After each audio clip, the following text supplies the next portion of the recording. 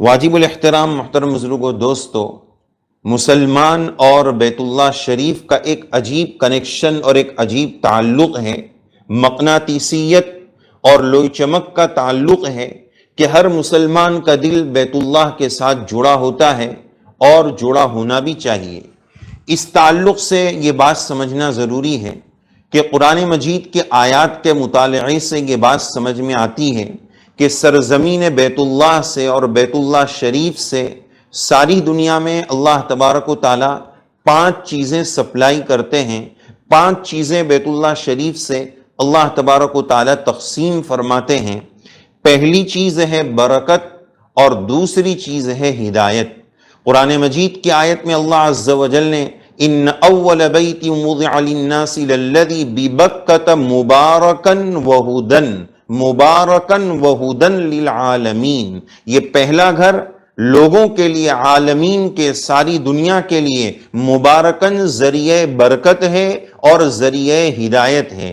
یہاں سے برکت بھی سپلائی ہوتی ہے اور ہدایت بھی تقسیم ہوتی ہے۔ جب ہدایت ملتی ہے تو انسان دنیا کے بھی رائٹ وے اور سیدھے راستے پر چلتا ہے، اور اسی وجہ سے مومن ہر نماز کی ہر رکعت میں اہدنا الصراط المستقیم، سیدھے راستے کی ہدایت مانگتا ہے۔ جس مومن کو ہدایت مل جائے وہ دنیا کے بھی سیدھے راستے پر چلتا ہے، شریعت اور سنت کے بھی سیدھے راستے پر چلتا ہے۔ تو یہ ہے ہدایت۔ اور برکت جب زندگی میں ہوتی ہے تو اسباب دنیا میں اس کے لیے گزران آسان ہو جاتا ہے، تھوڑے پر اس کے لیے زندگی گزارنا آسان ہو جاتا ہے۔ اللہ عز و جل اس میں برکتیں نصیب فرما دیتے ہیں۔ تو مبارکن وہدن، بیت اللہ سے برکت تقسیم ہوتی ہے، نمبر 2 ہدایت تقسیم ہوتی ہے۔ ان دونوں کا ثبوت قرآن مجید کی اس آیت سے ملا۔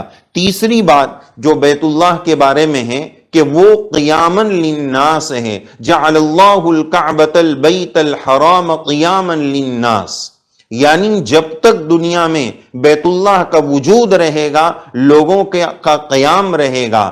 جب تک بیت اللہ کا وجود رہے گا قیامت نہیں آئے گی، دنیا کا نظام یہ چلتا ہی رہے گا۔ تو یہ تیسری بات ہو گئی، برکت، ہدایت اور قیاما للناس، دنیا کے قائم رہنے، لوگوں کے قائم رہنے کا ذریعہ ہے۔ یہ 3 باتیں ہو گئی۔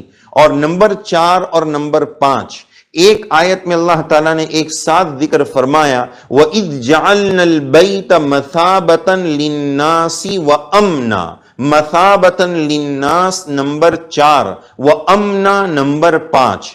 مثابتاً للناس کا مطلب کیا ہوتا ہے کہ بیت اللہ شریف لوگوں کے لیے مثابت ہے، سرزمین بیت اللہ لوگوں کے لیے مثابت ہے۔ مثابت کا کیا مطلب ہوتا ہے؟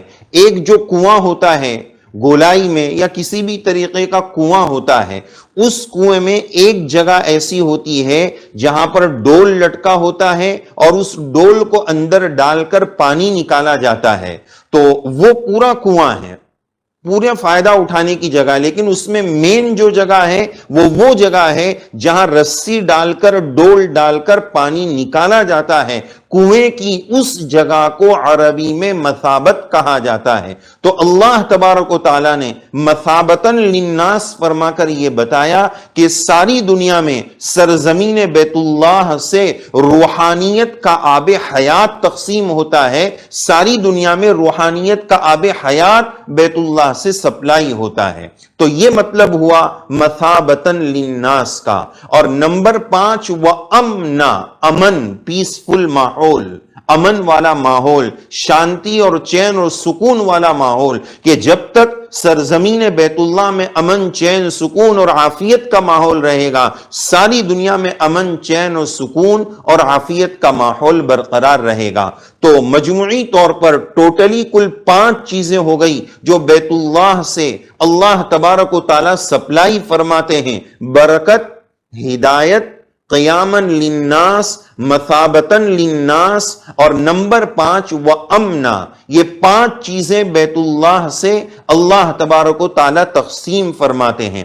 اب یہاں یہ سمجھنا ہے کہ کوئی چیز کسی پاور ہاؤس سے سپلائی ہو رہی ہے، کسی ڈیپو سے تقسیم کی جا رہی ہے، تو صرف تقسیم کر دینے سے کام نہیں بن جائے گا۔ جب کوئی چیز وہاں سے تقسیم ہو رہی ہو تو لینے والوں کا ریسیونگ سسٹم پاورفل ہونا چاہیے، لینے والوں کا نظام ہونا چاہیے جو وہاں سے لے سکے۔ ایک چیز ایک جگہ سے سپلائی ہو رہی ہے لیکن اس کے لینے والا اگر کوئی نہ ہو، ریسیونگ سسٹم پاورفل نہ ہو، لینے کا نظام اگر اچھا اور مضبوط نہ ہو تو کتنا بھی تقسیم ہوتا رہے، کتنا بھی لٹایا جاتا رہے، وہ لوگوں تک نہیں پہنچ پائے گا، لوگوں کو اس کا فائدہ نہیں مل پائے گا۔ تو یہ جو 5 چیزیں وہاں سے تقسیم ہو رہی ہے، اس کا ریسیونگ سسٹم کیا ہے، اس کے لینے کا نظام کیا ہے، یہ 5 چیزیں جو بیت اللہ سے اللہ تعالیٰ تقسیم فرماتے ہیں، یہ انسانوں کو کیسے ملتی ہے، یہ ایمان والوں کو کیسے نصیب ہوتی ہے، اس کے 2 ذریعے ہیں۔ یہ 5 چیزیں بیت اللہ سے جو تقسیم ہوتی ہیں، اس کے لینے کے 2 ذریعے ہیں۔ نمبر 1 حج اور عمرہ، حج بیت اللہ اور عمرہ، یہ دونوں چیز، یہ اس سے بھی جو ہے یہ 5 چیزیں وہاں سے ملتی ہے۔ جو سفر حج پر جائے گا، سفر عمرہ پر جائے گا، بیت اللہ شریف کا دیدار کرے گا، زیارت کرے گا، یہ 5 چیزیں اس کو اس کے ظرف کے مطابق ملے گی۔ وہ جتنا کشید کرے گا، جتنا لینے کی کوشش کرے گا، جتنا نکالنے کی کوشش کرے گا، یہ 5 چیزیں حاجی اور معتمر کو وہاں ملتی ہیں۔ اور نمبر 2 اس کے لینے کا دوسرا نظام ہے نماز۔ نماز بھی یہ 5 چیزیں جو ملتی ہے اس کے لینے کا ذریعہ ہے۔ اسی وجہ سے قرآن مجید نے نماز کے موقع پر حکم دیا فَوَلِّ وَجْهَكَ شَطْرَ الْمَسْجِدِ الْحَرَامِ، کہ نماز کے وقت آپ اپنا رخ، نبی کریم صلی اللہ علیہ وسلم کو حکم دیا گیا کہ نماز کے وقت آپ اپنے رخ کو بیت اللہ کی طرف کر لیں، یہ حکم دیا گیا۔ معلوم یہ ہوا کہ ہمیں دھیان اور توجہ کی مشق کرنی چاہیے۔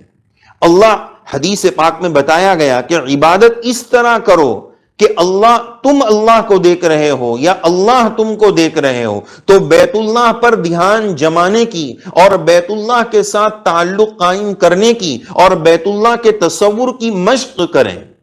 یعنی نماز کے دوران یہ نہ ہو کہ میرا صرف ظاہر بیت اللہ کے سامنے آ جائے یا بیت اللہ کا رخ کر لیں، مغرب کی طرف ہم رخ کر لیں، بلکہ میرا پورا وجود میرے ظاہر کے ساتھ میرے باطن کا کنیکشن بھی بیت اللہ سے قائم ہو جائے، میرے دل کا کنیکشن بھی بیت اللہ سے قائم ہو جائے۔ ہماری تو نماز کا آغاز ہی غلط ہوتا ہے کہ نماز میں تکبیر تحریمہ کے وقت اسٹریٹ ہاتھ یوں ہونے چاہیے، اللہ اکبر، بیت اللہ کی طرف میرا ہاتھ ہونا چاہیے، ہمارا ہاتھ اس طرح ہوتا ہے، اس طرح ہوتا ہے، عجیب و غریب طریقے سے۔ تو نماز کا آغاز اور کنیکشن ہی بیت اللہ سے شروعات ہی میں نہیں ہو پاتا ہے، تو ہماری نماز اللہ اکبر، پورا رخ ہاتھ کا ہتھیلی کا بیت اللہ شریف کی طرف، پورے ظاہر کا اور پورے وجود کا اور پورے باطن کا کنیکشن بیت اللہ سے جتنا زیادہ نماز میں جڑے گا اتنا زیادہ یہ 5 چیزیں نمازی کو بھی ملا کرے گی۔